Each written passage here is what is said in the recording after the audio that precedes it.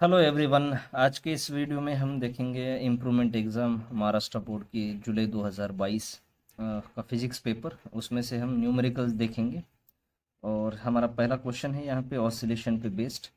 तो यहाँ पे एक ऑसिलेटर है जिसका एम्पलीट्यूड हमें दिया है, कितना दिया है, 16 centimetre. So we will write here period is given, that is 4 seconds.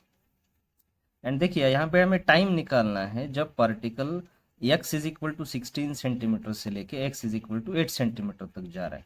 मतलब ये कंसेप्ट क्या है, मान लो हमारा ये कोई ऑब्जेक्ट है जो ऑसिलेशन कर रहा है, मान लेते हैं पेंडुलम है। So this is a positive extreme and this is our negative extreme. So यहाँ पे एम्पलीट्यूड ऑलरेडी दे दिया है, कितना दिया है, 16 centimetre.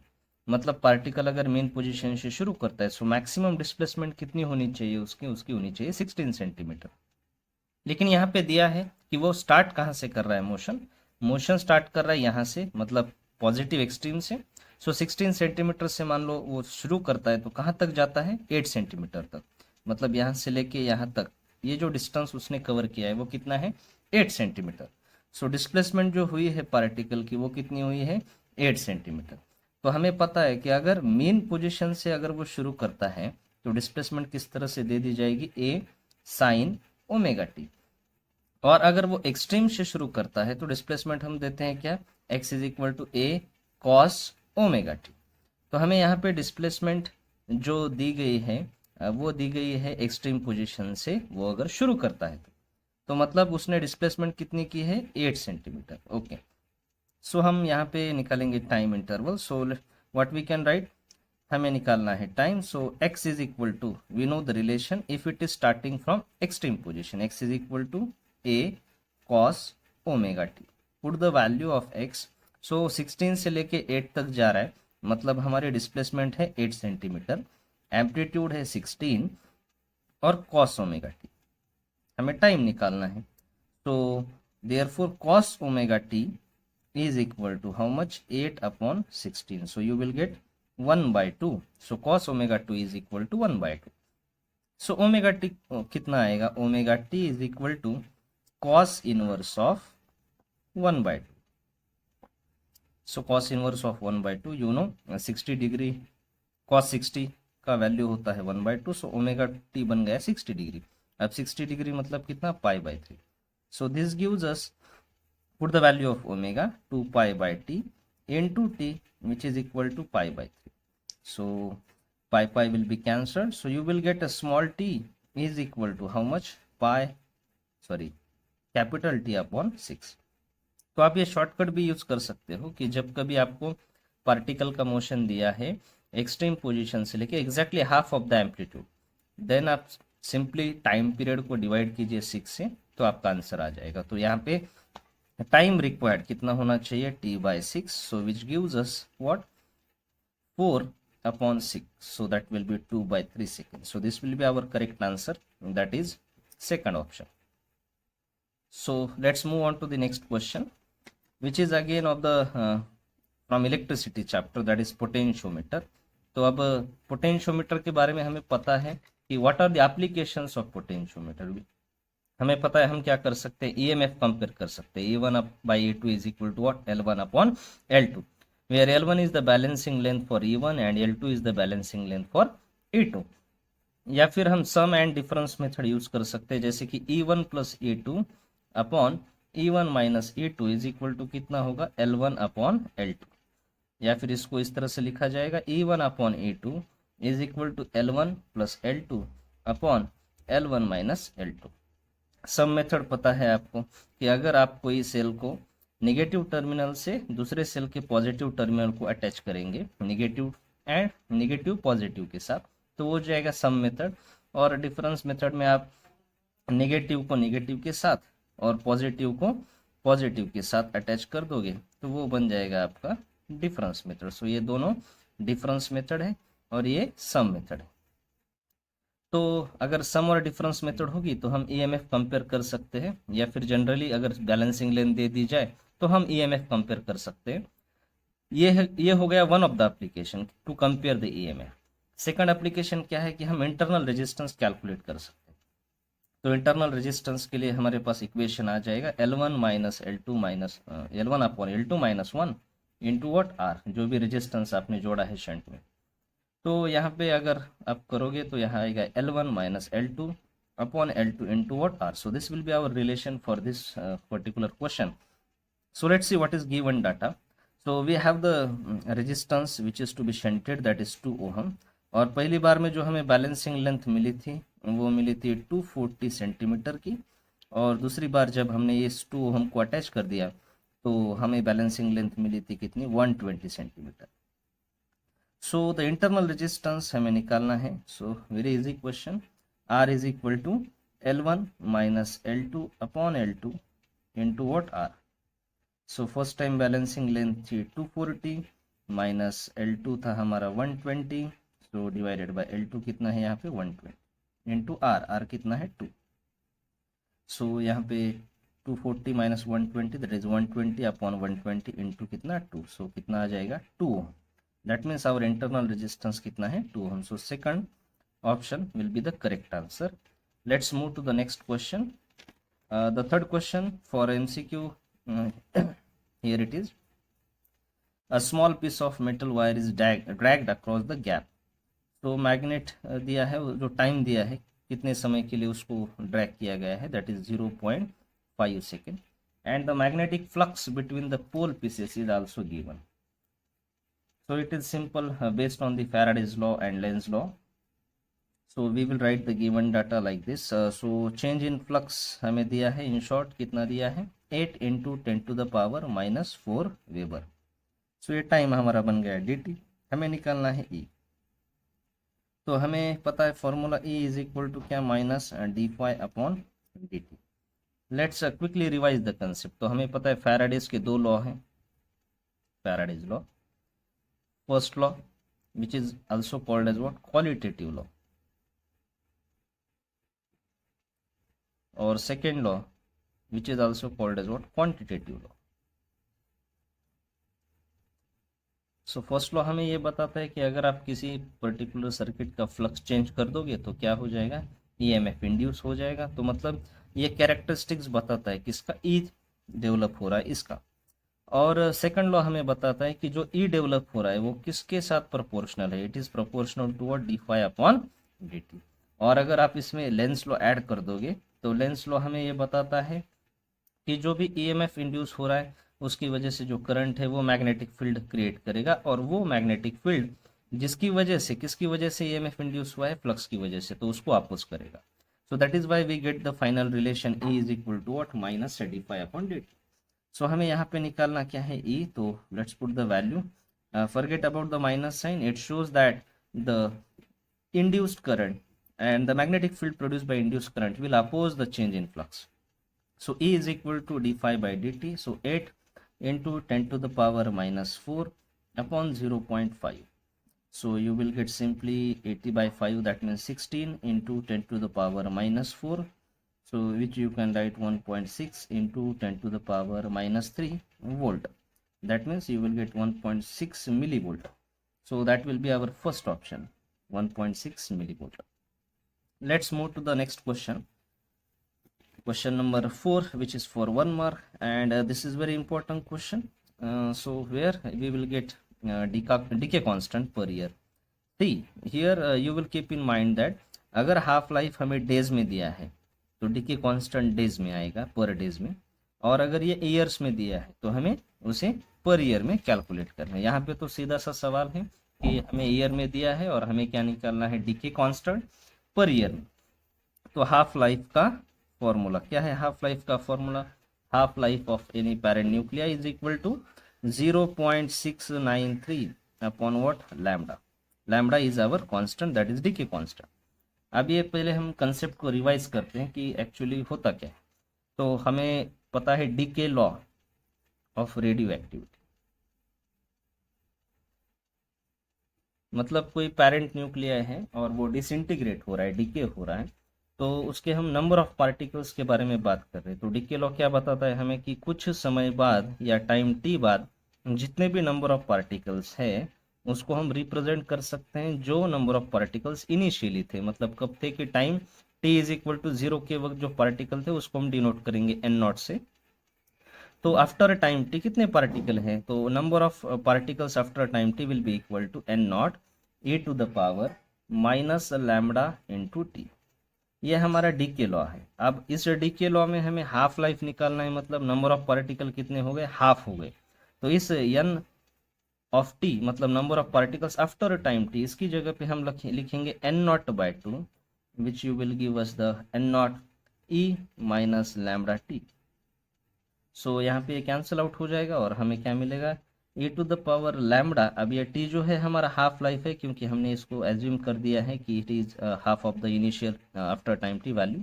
So T half of time which will give us 2। so half life, therefore half life will be equal to what, 0.693 upon what, lambda। so इस तरह से हाफ लाइफ का फॉर्मूला आता है डी लॉ पे बेस्ड। इसी के साथ आप ये भी देखिए कि एक्टिविटी निकालने को अगर पूछे जाए तो एक्टिविटी हम लिख सकते हैं इस तरह से, A after time T is equal to A not E to the power minus lambda T. अभी एक्टिविटी क्या होता है, तो rate of disintegration, rate of disintegration. अब रेट ऑफ डिसइंटीग्रेशन मतलब इस तरह से लिख पाएंगे, पार्टिकल्स कम हो रहे इसलिए minus D N upon D T, इसको बोलेंगे हम एक्टिविटी। तो ये भी अगर पूछा जाए तो आप इस तरह से निकाल सकते हो, या फिर यहाँ पे और पूछा जाएगा कि आप एवरेज टाइम निकालिए, एवरेज लाइफ, किसी भी पैरेंट न्यूक्लियर की एवरेज लाइफ कितनी होती है। तो एवरेज लाइफ के लिए आप टो सिंबल यूज करेंगे which is reciprocal of D के कॉन्स्टेंट। तो इस तरह से आप इसके आसपास के सवाल भी प्रिपेयर कर सकते हो। अब यहाँ पे हमें दिया है half life, so half life की वैल्यू हम यहाँ पे पुट कर देंगे जो है 1.386 which is equal to 0.693 upon what, lambda. हमें निकालना है lambda, that is decay constant. So 0.693 upon 1.386। तो आप इसको लॉग से सॉल्व करेंगे तो ये रफली आ जाएगा, यहाँ पे मैं लिख देता हूँ 0.5। अब ये पर ईयर में दिया था हमें हाफ लाइफ, तो ये जो डीके कांस्टेंट है ये भी किस में आएगा, पर ईयर है।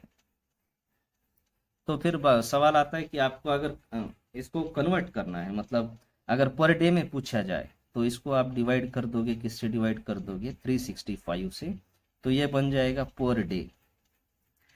और अगर पर सेकंड में आपको करना है तो फिर इसको आप एक दिन में कितने सेकंड्स होते हैं, मतलब 24 आवर्स होते हैं, उसको आप मल्टीप्लाई कर दोगे 3600 से, तो वो जब बन जाएगा पर सेकंड में, मतलब 0.5 अपॉन 365 डिवाइडेड बाय 24 आवर्स, और 24 आवर्स को मल्टीप्लाई कर दोगे 1 आवर के सेकंड से, तो वो बन जाएगा पर सेकंड। और अगर इससे उल्टा करना है आपको, पर सेकंड से पर डे करना है, तो आप इससे डिवाइड मल्टीप्लाई करोगे, पर डे से पर ईयर करना है तो 365 से आप मल्टीप्लाई कर दोगे। ये आप ध्यान में रखिए कि हाफ लाइफ अगर ईयर में दिया होगा तो हमारा डी के कॉन्स्टेंट भी किस में आएगा, पर ईयर में आएगा। तो चलिए अगले सवाल की ओर बढ़ते हैं। तो अगला सवाल जो हमें दिया है दैट इज, ये जनरल सा सवाल है कि हमें एक पावर दिया है कि एन ऑटोमोबाइल इंजन डेवलप्स इतना पावर 62.84 किलोवाट, और उसकी स्पीड दी है, मतलब फ्रीक्वेंसी दी है आरपीएम में, उसको हम आरपीएस में कर देंगे। सो एन दी है कितना है, 1200 आरपीएम। तो इसको आरपीएस में बदलने के लिए हमें 60 से डिवाइड करना होगा, तो ये बन जाएगा आरपीएस। सो ये बन गया रफली कितना, 20 आरपीएस। और जो पावर दिया है हमें वो कितना दिया है, 62.84 किलोवाट। अब ये जनरल किस तरह से सवाल है, देखिए हमें पता है फोर्स क्या होता है, आप जब वर्क डन होता है, सॉरी वर्क डन होता है कितना, force into displacement, right. So we will write like this, work done is equal to force into displacement. अब यहाँ पे टॉर्क की वजह से लीनियर डिस्प्लेसमेंट तो नहीं होगी, लेकिन एंगुलर डिस्प्लेसमेंट होगी, मतलब वो रोटेट हो रहा है। तो हम यहाँ पे फोर्स की जगह पे क्या लिख देंगे, टॉर्क, क्योंकि टॉर्क की वजह से वो रोटेट हो रहा है, हमें पता है moment of force is torque. And यहाँ पे लीनियर डिस्प्लेसमेंट की जगह पे हम लिख देंगे थीटा, राइट। तो हमें मिल गया वर्क डन कितना हो रहा है, torque 2 into theta.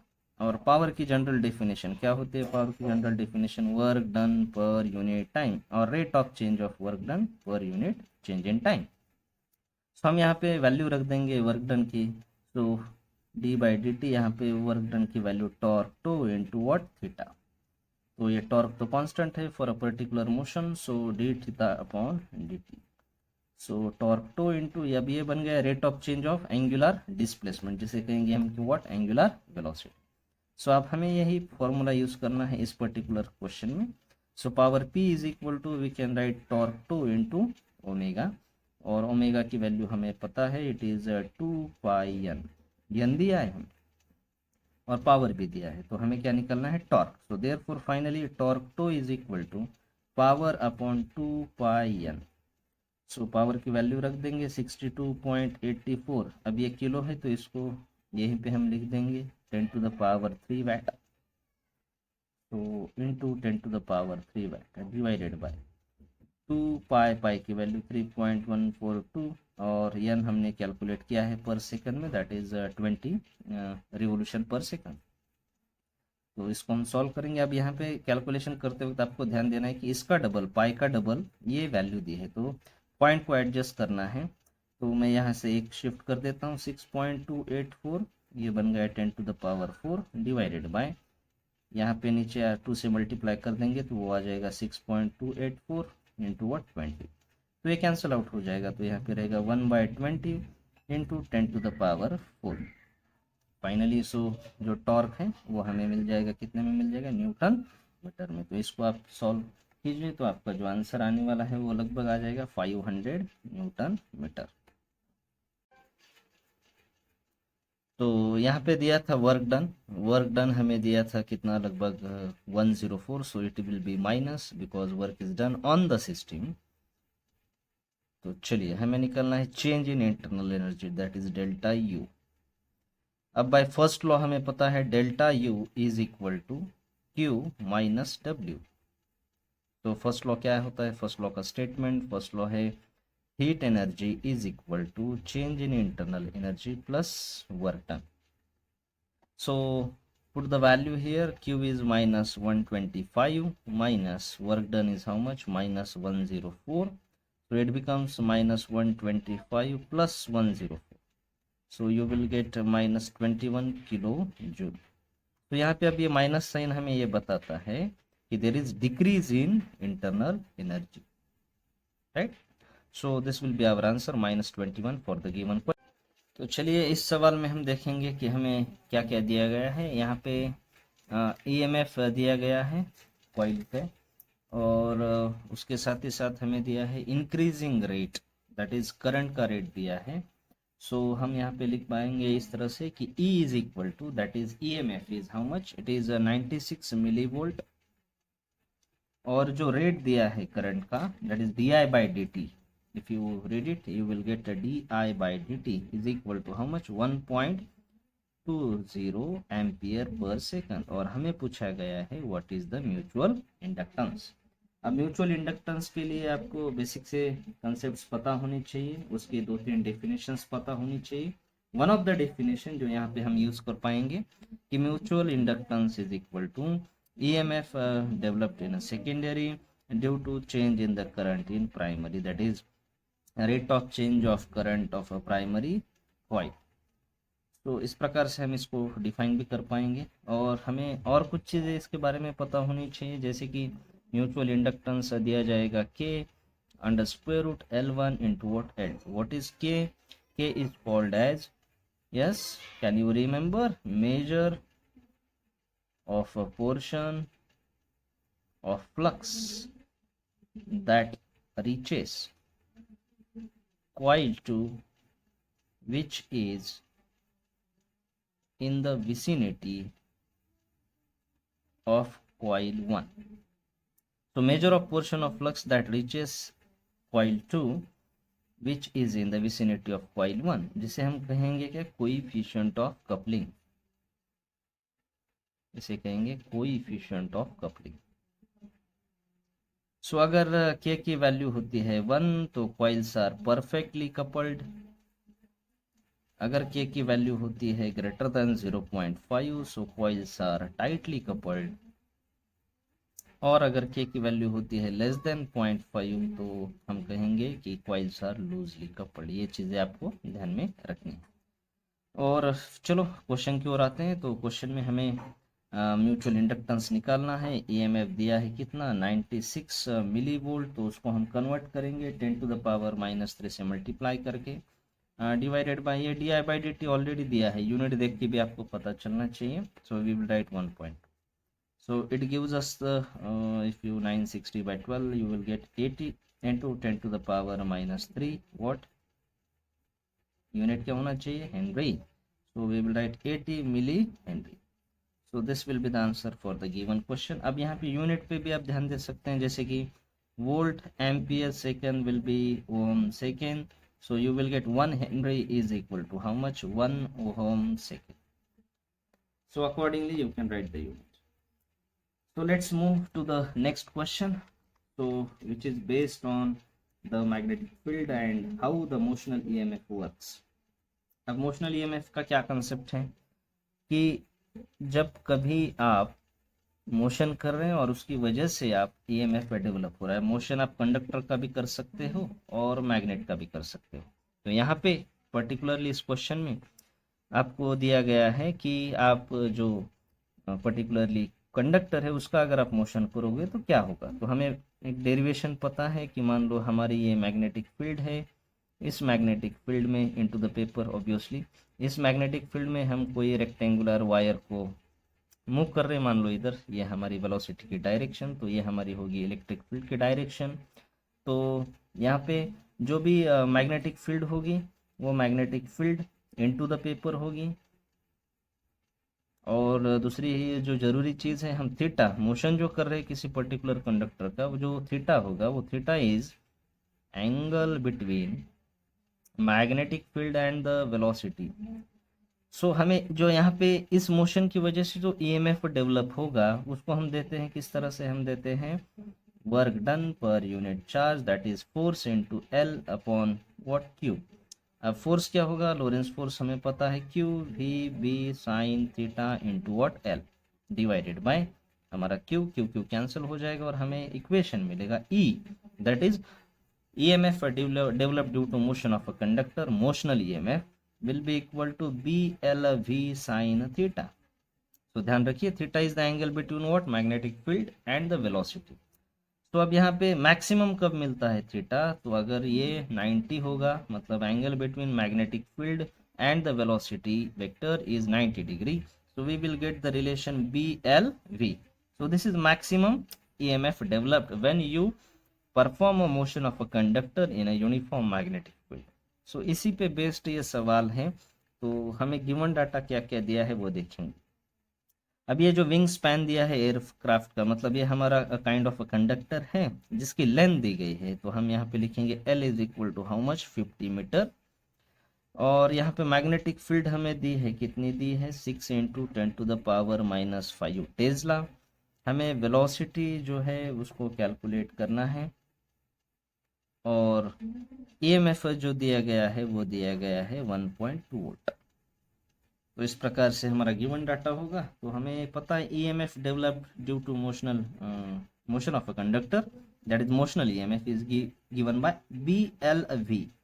So put the value 6 into 10⁻⁻5 L is how much 50 and V हमें निकालना है और E दिया है, सो E की वैल्यू यहाँ पे रख देता हूँ 1.2। Finally V is equal to ये BL जो है इधर मल्टीप्लिकेशन में जाएगा, डिवीजन में जाएगा सॉरी, सो 1.2 तो 6 into 10⁻⁻5 into 50 which gives us 1.2 divided by ये बन जाएगा 300 इंटू 10⁻⁻5, सो रफली 1.2 3 इंटू 10⁻⁻3, तो ये -3 ऊपर जाएंगे, so V is equal to 0.4 into 10⁻3 that is 4 into 10⁻2 metre per second. This will be our answer. तो एक क्वेश्चन बचा था 2 मार्क का। तो यहाँ पे वेवलेंथ दी है हमें लगभग 4000 एंगस्ट्रॉम और सेपरेशन जो हमें दिया था स्क्रीन का वो दिया था 2 मीटर और जो टोटल सेपरेशन दिया था ब्राइट बैंड के बीच में, मतलब हमारी जो फ्रिंज विड्थ है वो अभी हमें यहाँ पे दी है। तो हम लिखेंगे capital D that is separation of a screen is 2 metre and हमें ये सेपरेशन बिटवीन द स्लिट्स निकालना है स्मॉल डी। तो ये हमें फ्रिंज विड्थ दी है, लगभग कितनी दी है 2 centimetre, that is 2 centimetre, that is 2 into 10⁻⁻, how much, -2 metre. और हमें सेपरेशन निकालना। तो फ्रिंज विड्थ का रिलेशन हमें पता है, that is lambda D upon what, small D. लेकिन ये किसी एक पर्टिकुलर पेयर के लिए ब्राइट बैंड का मतलब जो सेपरेशन होगा, हम इसको डिफाइन करते हैं separation between the 2 successive bright band और 2 सक्सेसिव डार्क बैंड। यहाँ पे ऐसे 10 ब्राइट बैंड है, तो हमें जाहिर सी बात है इसको 10 से मल्टीप्लाई करना होगा। तो हम इसको 10 से मल्टीप्लाई करेंगे, या फिर फॉर्मूला इस तरह से लिखेंगे n लैम्डा डी अपॉन वो डी। सो हमें निकालना क्या है, हमें निकालना है स्मॉल डी। सो हमारा फॉर्मूला बन जाएगा n lambda D upon what, fringe width. So हम यहाँ पे वैल्यू पुट कर देंगे n लैम्डा डी और हमारा जो फ्रिंज विड्थ है उसकी। तो हमें इस प्रकार से रिलेशन मिल जाएगा n lambda d upon what, w. So that is put the value here, 10 into lambda is 4000, so 4000 into 10 to the power minus 10, और जो सेपरेशन दिया है वो 2 divided by fringe width is 2 into 10 to the power minus 2. So let's make a calculation here. So 2 will be cancelled, so 4 into 3 plus 1 4, that is 10 to the power minus 6. This comes in the numerator, becomes positive. So you will get 4 into 10 to the power minus 4 meter, or if you want to convert it into millimeter, then you can shift the decimal, 0.4 into 10 to the power minus 3 meter, or small d is equal to 0.4 millimeter. तो इस तरह से ये सवाल था wave optics पे, जहाँ पे हमें fringe width, normally fringe width एक होती है, लेकिन यहाँ पे जो फ्रिंज विड्थ दे दी गई थी वो फ्रिंज विड्थ लगभग ज़्यादा दे दी गई थी, that is between 10 bright bands. तो इस प्रकार से ये सवाल था। तो जो यहाँ पे इस सीरीज में आखिरी सवाल बचा है, which is based on the moment of inertia, जो यहाँ पे है, the surface density of a uniform disc of a radius 10 centimetre is 2 kilogram per metre square. तो अब ये सीधा सीधा सवाल नहीं पूछा गया है, मतलब अगर हमारे पास कोई डिस्क है और यहाँ से हमारा एक्सिस ऑफ रोटेशन जा रहा है, so that is disc is rotating about the axis perpendicular to its plane. तो अगर इस प्रकार का सिचुएशन अगर होती है तो हम लिखेंगे that is moment of inertia about an axis passing through its centre perpendicular to plane, m half mr square. लेकिन मास डायरेक्टली यहाँ नहीं दिया, हमें क्या दिया है, सरफेस डेंसिटी। तो सरफेस डेंसिटी क्या होती है, sigma is equal to mass per unit area. अब जब डिस्क की बात होती है तो पूरे सरफेस पे उसका मास डिस्ट्रीब्यूशन है, तो यहाँ पे हम मास के लिए लिखेंगे सिग्मा इंटू व्हाट, एरिया। अब एरिया क्या होगा, सर्कल का हमें पता है, it is pi R square. So instead of mass we can use this sigma pi R square. So now what is the given data here? Given data is a sigma which is given 2 kilogram per meter square, that is surface density. और दूसरा दिया है हमें radius of that disc is 10 centimetre which is 10 into 10 to the power minus 2 meter. So just put the value in the equation and you will get the moment of inertia. I is equal to half, instead of mass we can write this one, sigma pi r square, and r square will be as it is, so it becomes r to the power 4. So half sigma is 2, pi is 3.142, and radius it is 10 to the power minus 1 meter. So 10 to the power minus 1 raised to the power how much, 4. 2 plus 2 how much, 4. So 2 will be cancelled and we will get 3.142 into 10 to the power minus 4. We know the unit of moment of inertia, that is kilogram meter square. So this will be the final answer. तो ये 2 mark के, 1 mark के और MCQ सवाल हमने इस video में cover किए हैं, और अगले वीडियो में हम सेक्शन सी और सेक्शन डी को कवर करेंगे, 3 मार्क्स के, और कुछ 2 मार्क के सवाल जो 5 मार्क के साथ कंबाइन आते हैं। तो इस वीडियो को हम यही रोक देते हैं, और सेकंड पार्ट इसका आ जाएगा जिसमें आपको 3 मार्क के सवाल ओनली न्यूमेरिकल्स हम डिस्कस कर रहे हैं इस सीरीज़ में। तो हम न्यूमेरिकल्स देखेंगे। फिलहाल जो हमने न्यूमेरिकल्स डिस्कस किए हैं वो जुलाई 2022 के एग्ज़ाम के किए हैं, और आने वाली कुछ वीडियो में हम प्रीवियस ईयर के जैसे कि 2020, 2019, 2018 इनके भी न्यूमेरिकल्स डिस्कस करेंगे। So stay tune.